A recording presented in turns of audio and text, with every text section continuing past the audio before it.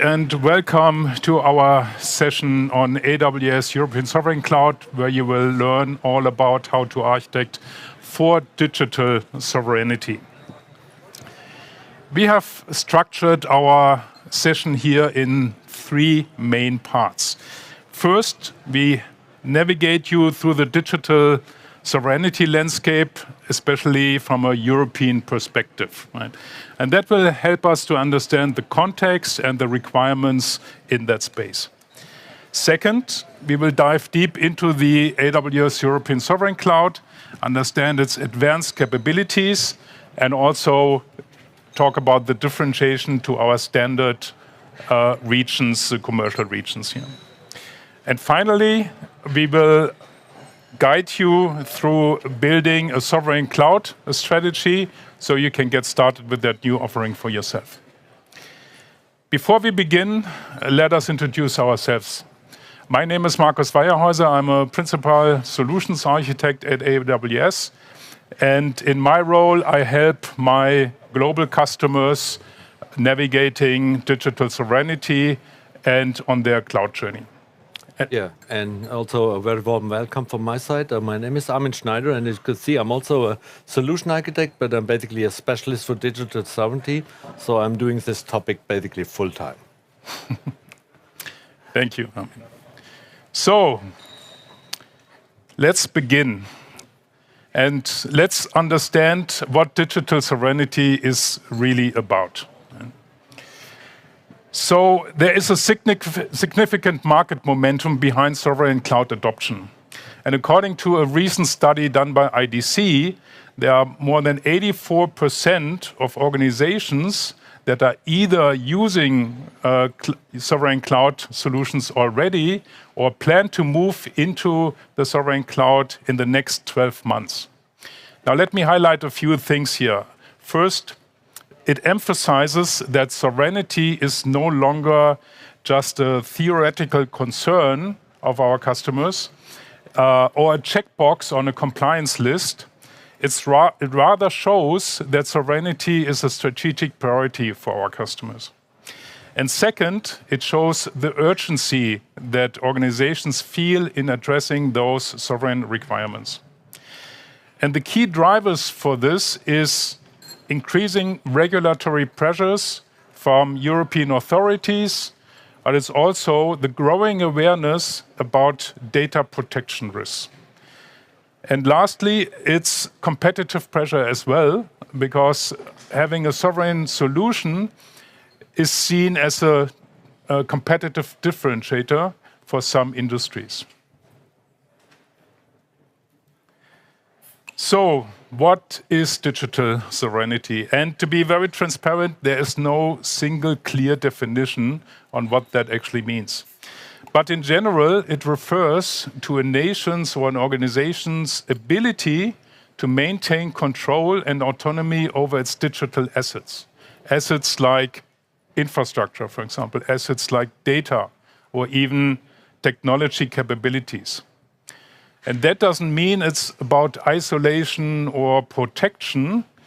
It really means being in control of those digital assets here, on one hand, but on the other hand, still be able to participate in that growing global digital economy. Right? And there's this constant struggle about security, sovereignty on the other side, but on the other, and on one side and the other side, growing your business and participating in the digital economy. Now, let's unpack that a little bit for you and dive into a couple of components that better define what sovereignty is, based on what we understand from our customers' requirements. Right?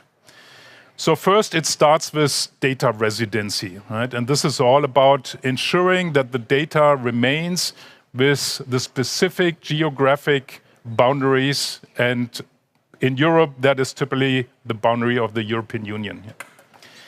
Second, it's about operator access restrictions, and that is about controlling who can access data and systems and under what conditions, and also ensuring that access is limited to authorized personnel.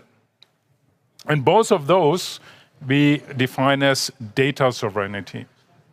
Now there's more to it. For example, resilience and survivability, which is really about ensuring that systems can continue to operate even in challenging times, like, for example, geopolitical tensions or even disruptions. Right?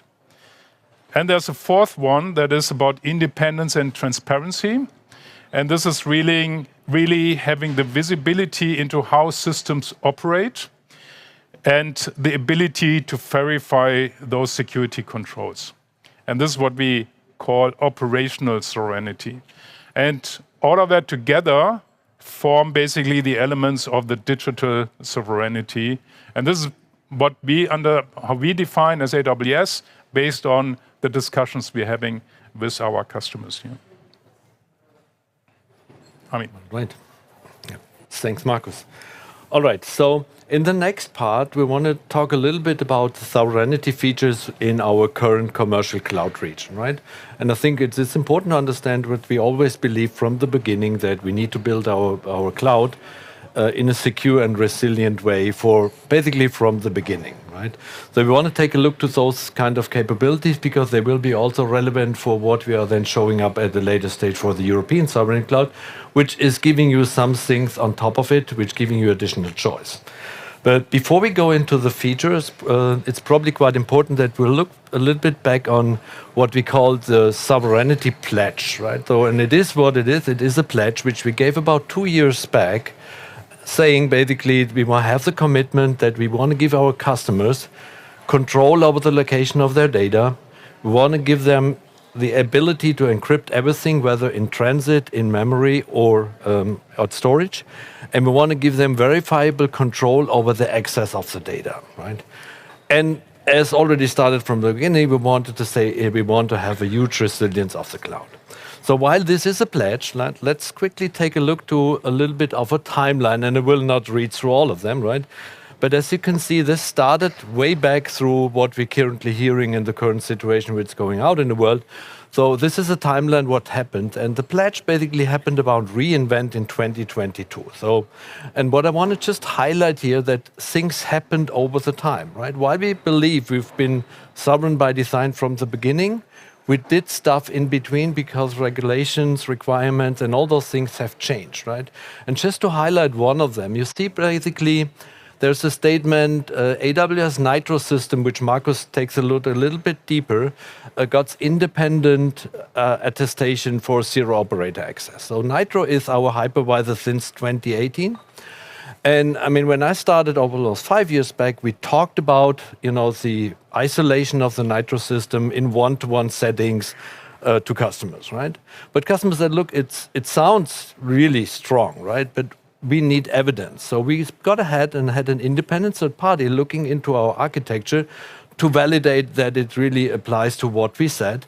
And I can tell you, it's a difficult thing to prove that something does not exist, right? I mean, we're claiming we don't have access to the machines of the customer, and you have to prove that this thing does not exist. So, but while we had the independent third party and many years back the system itself, we then got one step further and said, look, let's put it into the contractual components. So we added that claim also in the service terms, which is part of our contract.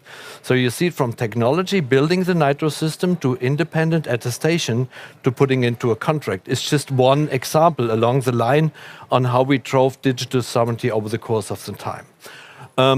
The just recent announcement, we will talk a little bit later, that is basically forced me to change my slides just yesterday.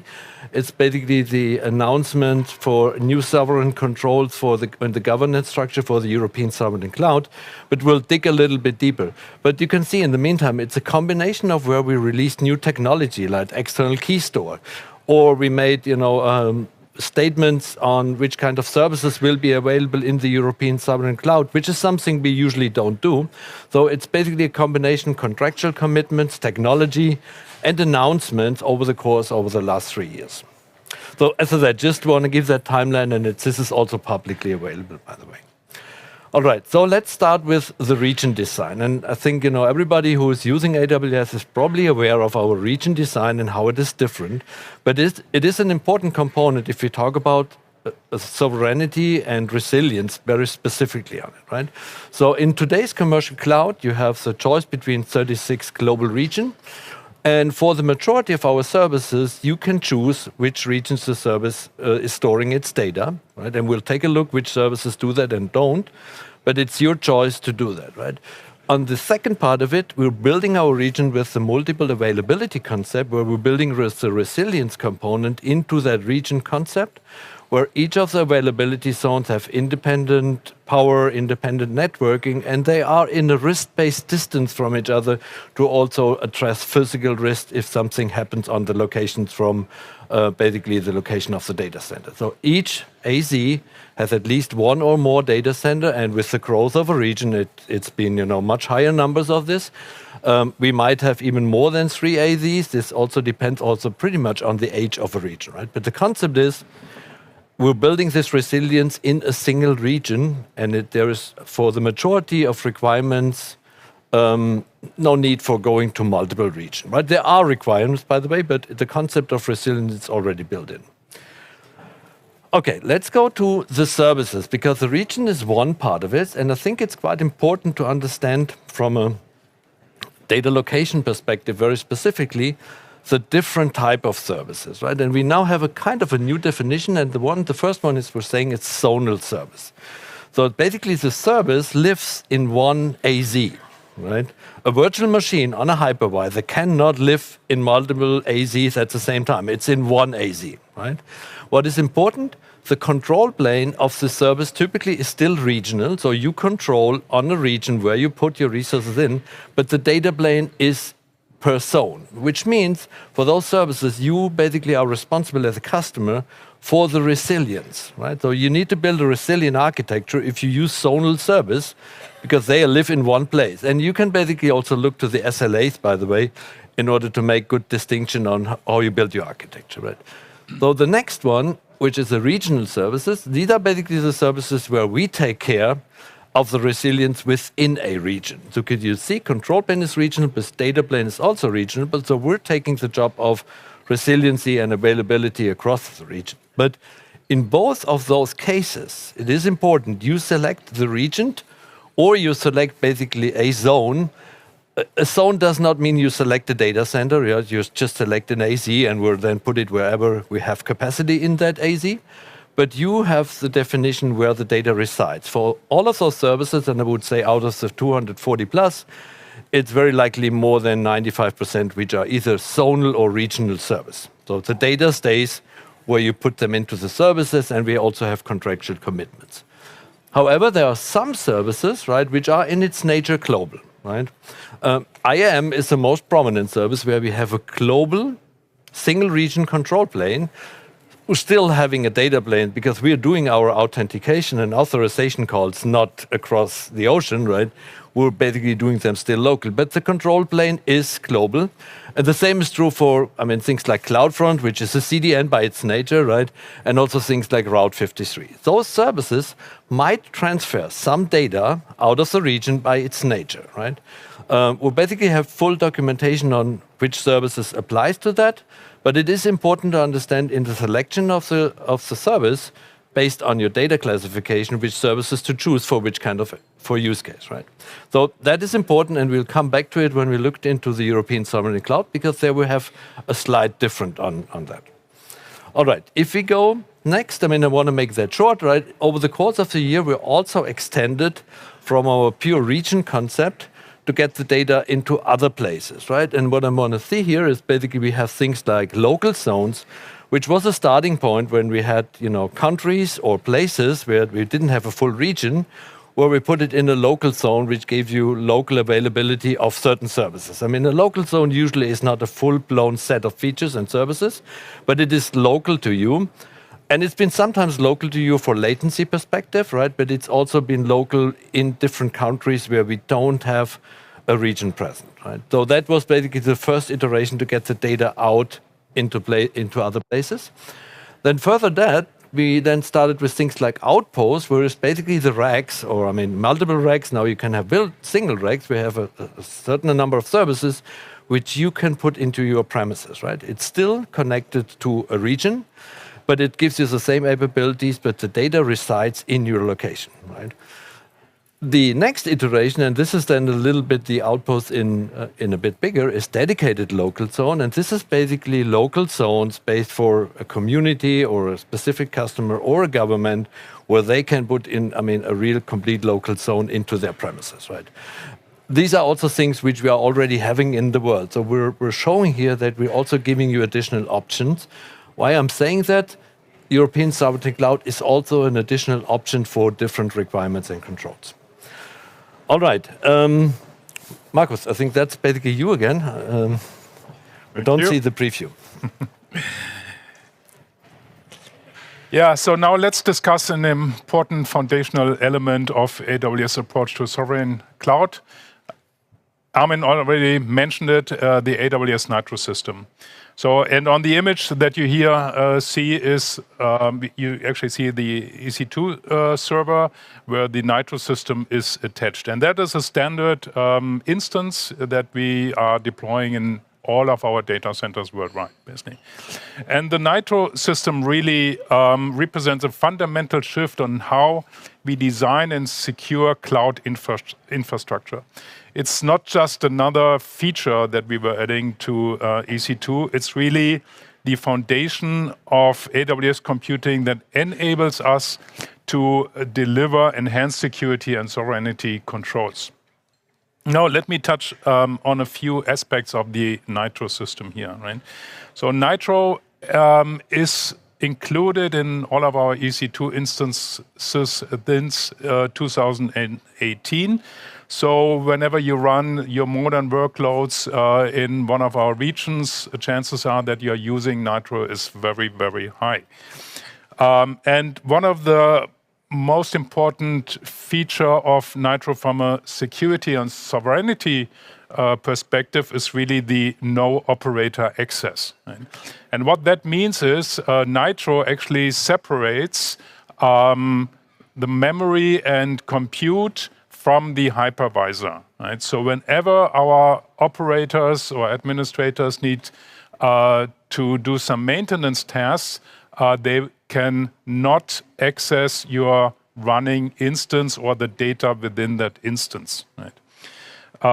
And if they have to do some maintenance, they can only do so through a set of well-defined APIs. And they need to authenticate and they need to be authorized. And all of those activities they are doing with that instance are logged and audited. So there's always a full transparency on what happened with that instance here. Right? And because it's such a fundamental building block for us, for additional assurance, we had the Nitro system certified and validated by a third party, the NCC group, which is an independent security assessment group. So encryption is another fundamental building block of our security and sovereignty strategy at AWS. And on the left side here, you see two key services in that area. One is the AWS Key Management Service, KMS. And that service is really, provides really a centralized control over the encryption keys used to protect your data. And in the European Sovereign Cloud, that KMS system runs in that region. Right? So all of the keys, all of your data that you create in the region will stay in the European Sovereign Cloud and not go anywhere else, basically. Second, there's a Cloud HSM, which is a dedicated hardware module that enables you to generate and use your own encryption keys on AWS. And that HSM is FIPS compliant, specifically FIPS 142 level 3 and FIPS 143 level 3. So it provides the highest level of security for your most sensitive workloads here. And let me highlight a few key aspects about encryption in AWS. First, there's the ability to encrypt all of your data, whether it's in transit or at rest or even in memory. And all of our services support encryption. And because we all know software is not a static asset, software is evolving, and your software design is evolving, and your application architecture is evolving, we continue to innovate and invest in additional encryption features and technologies. Next is AWS Control Tower. And that is a key service for implementing and managing sovereignty controls at scale across your entire AWS environment. And let me highlight a few key capabilities of Control Tower.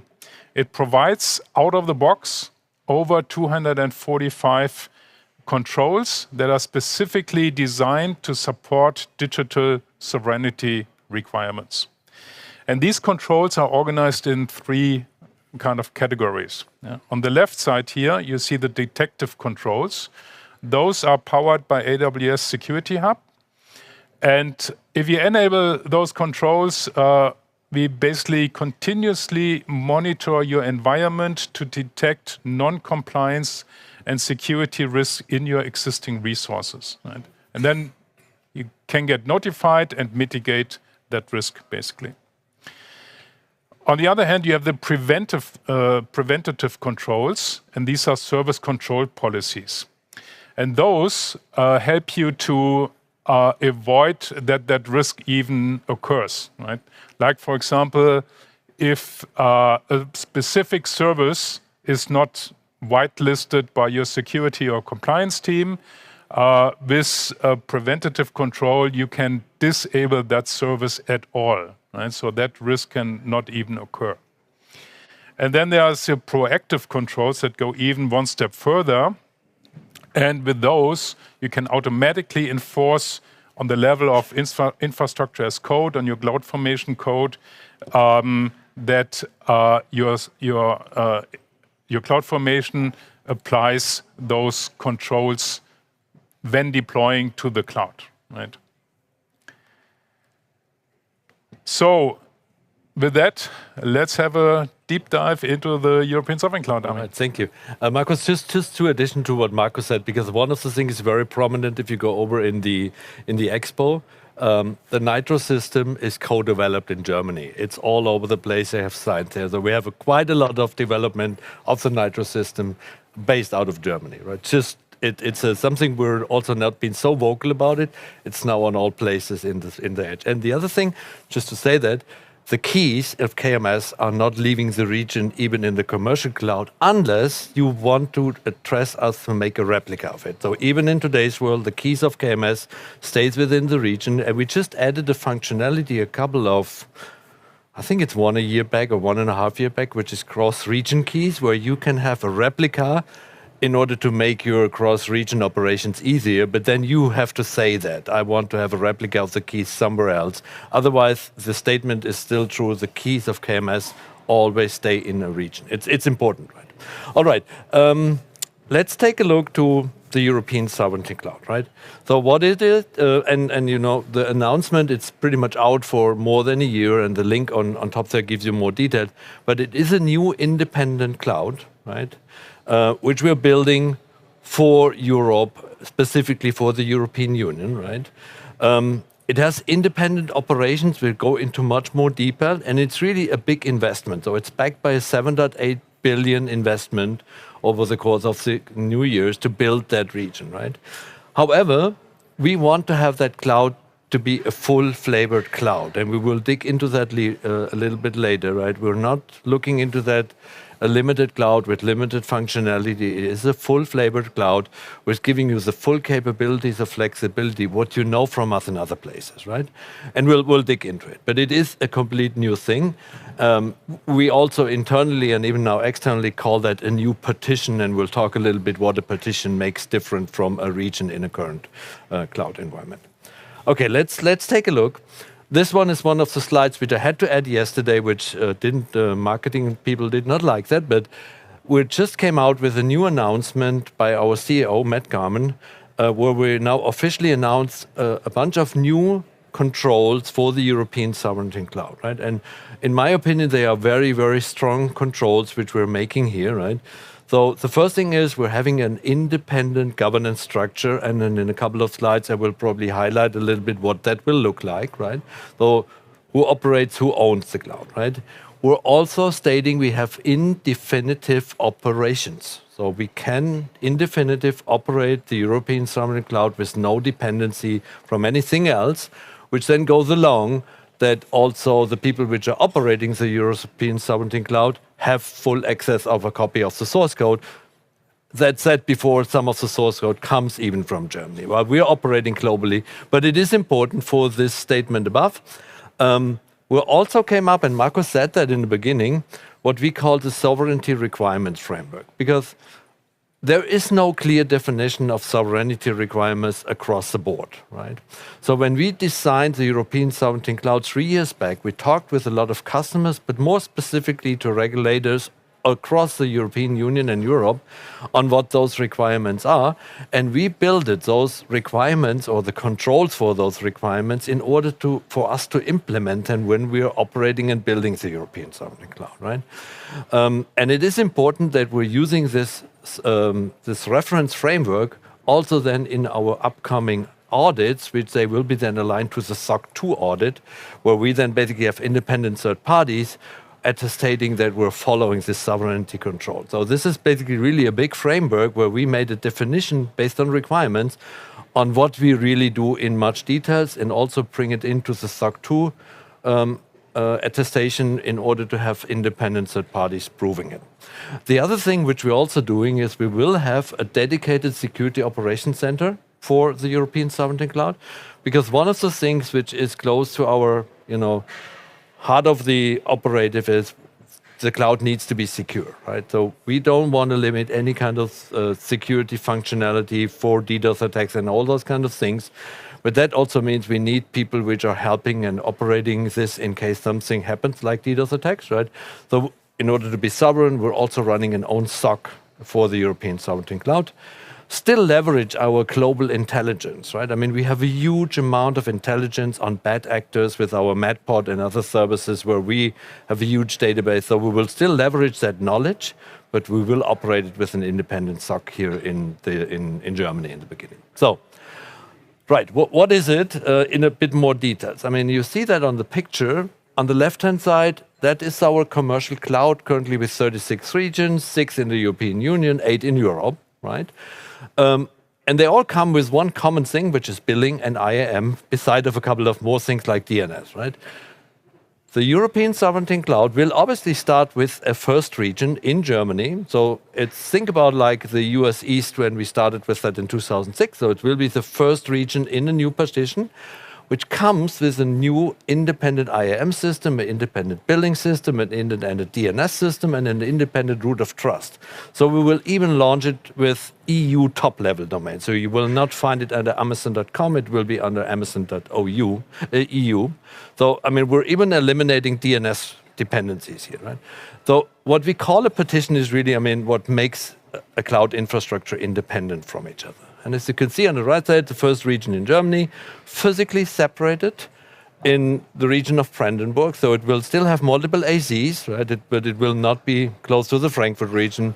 We could probably have physically isolated there as well, but we also wanted to have a distance where people are thinking about, could this new partition be a failover strategy, or what some customers are telling us, a single vendor multi-cloud? Right? But we really, by design, wanted to have it physically separate also to address additional risk profiles, right? And as I said, it will be separate in region billing, and we're billing in euro. Right? Also, it's important. So that's how it is from the infrastructure. So from the operational autonomy, because I mean, the one thing is technology, independent IAM, and all those kind of things. We will have AWS employees which are EU residents, which need to be located in the European Union when they work, right? Which have full control of the operations. So that means really the operations of the service, not just the data centers, including customer support. So even customer support and customer support will be based off this organization. So we have these 3 layers: customer service, daily operations, technical assistance, as well as data center operations. So they will be also, and I will take a look to that in more details, also in different independent entities, which we have built and announced just, as I said, yesterday or the day before. So that is basically the operational autonomy. And these are then also the people which are basically having the capabilities to have access to the source code and probably also have the capability to do something with the source code, right? That is usually the challenge if you go with escrow things. If you give somebody the code he doesn't understand, it's difficult. Anyway, let's take a look to the structure, right? That is something we announced 2 days before. So we will have one holding company, right? The name is not in here, with 3 subdivisions. One is for the infrastructure, who really owns the physical infrastructure. Research development, this is basically operating. And then the trust certificate subsidiary is basically owning our root certificates for all the TLS encryption. So basically make sure we also own the root of trust for our internal security functionality, which we need. So we'll also keep that in a different German entity. It will be overseen basically by managing director, which are EU citizens, right? Katrin Renz, who is one of our VPs, directly reporting to our CEO, is the first name managing director of the holding. There will have a security and data protection officer named security and data protection officers, and we'll have an advisory board with the managing director, but also one independent, not AWS persona. Right. That's what we basically announced on the governance structure for this new organization, right? That is something which just came out on Tuesday, but it goes along with all the statements which I showed you a couple of slides before. So, next one. The European Sovereign Cloud is not yet available, but it's supposed to be available by the end of the year. So we're still targeting, and this is basically what we targeted when we launched it or said it 2 years back. It's supposed to launch by the end of the year, so it will be available rather soon. Okay, that's so far with a very high level. I mean, it's quite important. Pretty much all I said here is now public information. It's really out on blog posts, so it's really looking up. Let's take a little bit to the third part for the requirements for the architecture consideration. So when to use what and what are the things you need to keep in mind, right? And one thing, and this is, you've seen that slide as our basically said, where we are showing on how many certifications I have for the currently cloud. But what I wanted to talk about here, right? There is quite a lot of things from a security and compliance side out of the market which defines requirements for the market, right? There is not quite that much on the sovereignty space. It comes up, but it also misses a common understanding. Independent from that, right? That's why we also built the requirement framework for ourselves in order to have that definition. The good message, at least if we're talking about the requirements from the technology perspective, sovereignty in the technology area, in my personal opinion, builds basically on 3 things that are already well known to all of us, which is security, privacy, and resiliency, right? Technically spoken, there is not much. Operationally, there's difference. Legally, there's difference. But from a technical perspective, a lot of things are there.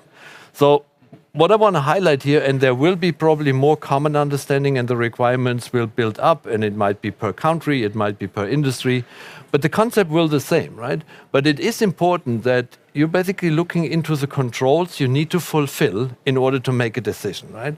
Not everybody needs everything. And today we're hearing quite a lot of requirements. Everybody think, well, we need all those things. But I mean, if you really dig into the detail, that's not always true. So my advice really here is look into the details of the requirements and let's make sure you know where you can fulfill them, right? It's just not a one-size-fits-all. That's also our main intention for the European Sovereign Cloud. Let's basically give people choices, right? So that's this thing. The next one I want to highlight on data, right? I mean, we already said for the majority of our services, you can choose where the data is in which region. So the white one, it's true today.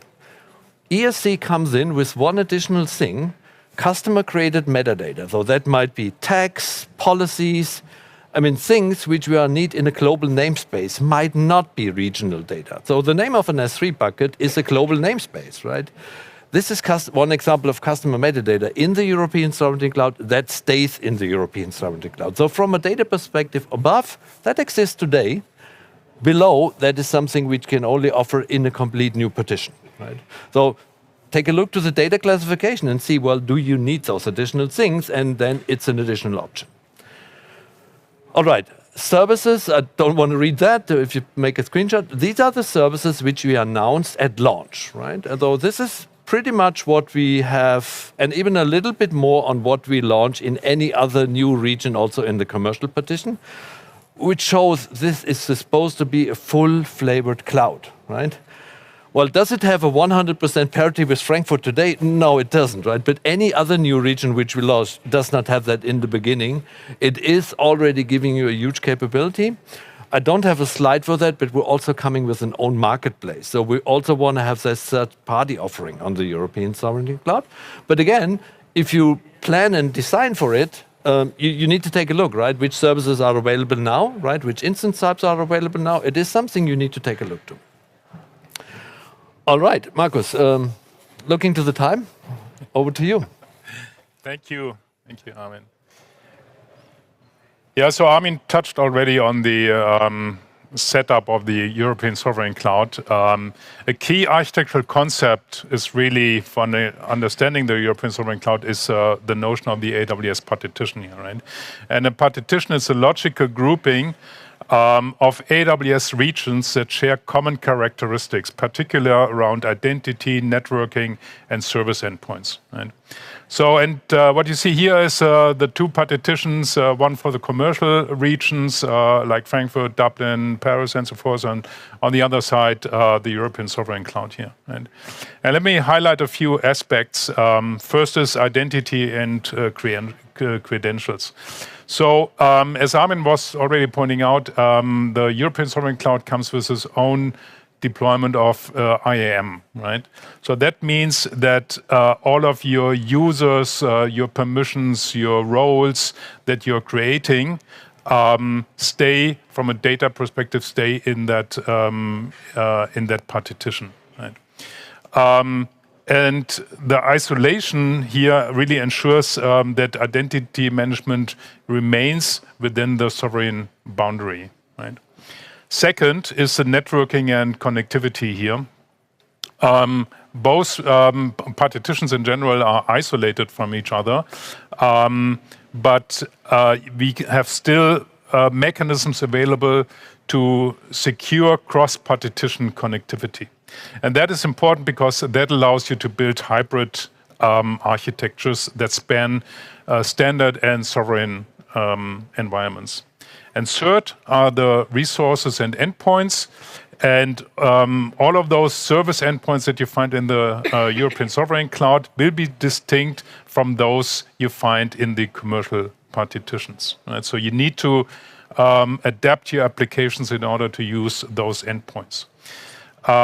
But we will update our SDKs, and they will support the European Sovereign Cloud with the endpoints and the resources.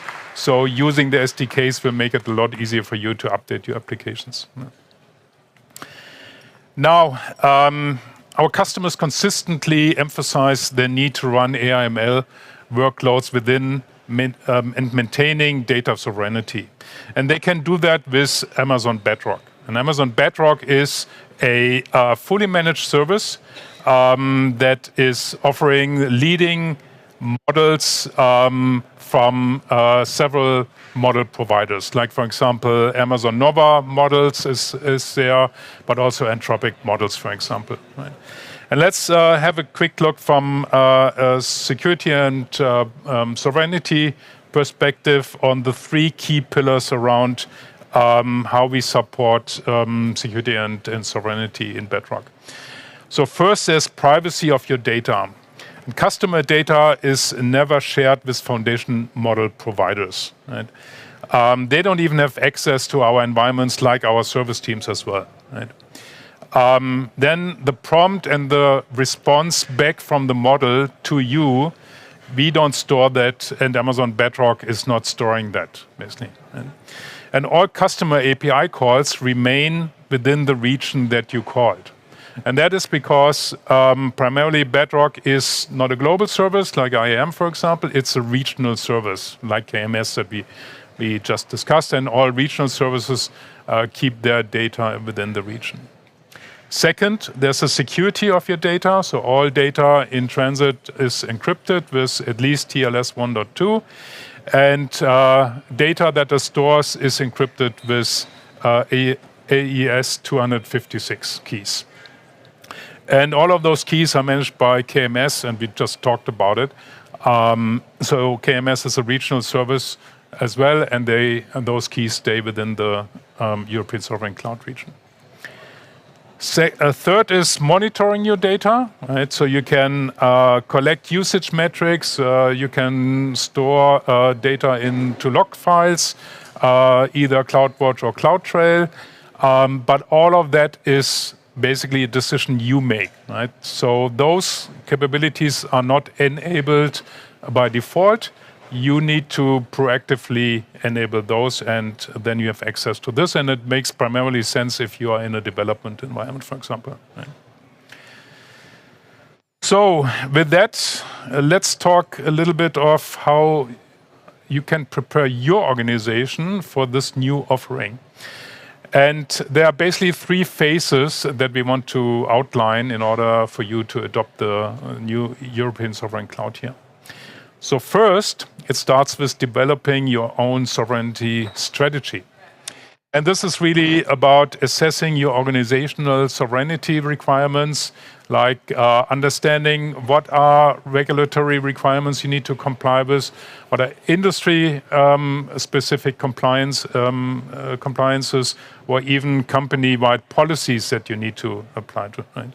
And in that phase, really look at the workloads, identify the workloads, and include all relevant stakeholders, like from compliance, from security, but also from the business here.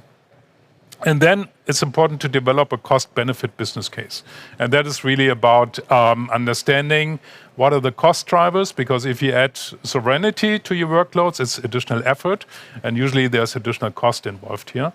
But there's also the other side, where you might risk penalties if you don't follow certain regulations here. Right? And then really create a phased adoption roadmap, because moving to a sovereign environment is not an all-or-nothing approach. Could be a staged approach, or you could separate certain workloads into commercial and sovereign regions here. And lastly, align with European compliance goals, because this is also a space that is heavily evolving, and it's good to be up to date and understand the roadmap ahead. So second, once we have defined the big picture in the strategy, we can dive a little deeper and really look at the data, classify the data on an entity level, for example, and also understand what kind of processing requirements are attached to that data. When do you have to delete something? How long do you have to store your data? And what data needs to be stored in a sovereign environment, and what can be stored in a commercial environment. And that also helps you to build your sovereign to standard AWS integration approach, right? So really understand when data travels across those environments, what is happening with that. And with all of that, you can then start building your reference architectures, and those help you to communicate internally with your company, but also communicate with the regulators, and helps you to kick off your implementation and development planning. And lastly, think about how you govern that whole construct, right? And what tools you're using, and using Control Tower, for example, could be a good start for that. And then there's a third phase. Right. We talk about. Thank you. Looks like we're running a minute or two over, right? But the third phase, this is something where we already talked about, right? I think it is important, right? We're building this stack from the bottom up, right? So first of all, our infrastructure itself is sovereign by design. We're giving you basically this controls already in the commercial cloud. Markus just mentioned about those reference architecture. If you step by over to the expo hall, right, we already announced, for example, a C5 landing zone accelerator, which the guys are currently building, where you can get out of the box reference architecture in order to fulfill controls along the C5 requirements as a reference architecture. Right? This is not set in stone, but it shows that we're also investing in models and stuff which helps you, right? But if you take a look to the step, right, I mean, we started from the bottom, then we added things with the European Sovereign Cloud, like the operational autonomy, and also additional choices for your data residency. So it's basically a summary here. I think one important thing to keep in mind, there's also a shared responsibility model here, right? And if you are working on the European Sovereign Cloud, and for example, you're an independent software vendor and wanted to provide also a sovereign solution on that side, there's also things which needs to be done on this side of the house, right? A lot of things can be inherited, but it is important to think through that other things might be necessary as well. Right. So that as a quick summary, this is just a hint on our sovereignty booth, which is quite prominent on the expo. And other than that, I would say thank you very much for attending, and we would highly appreciate, as always, if you could give us some feedback, what went wrong, what went right, and looking forward to seeing you the next time. And any question on the topic, as I said, we're over on the sovereignty booth for answering them. Thank you very much. Perfect.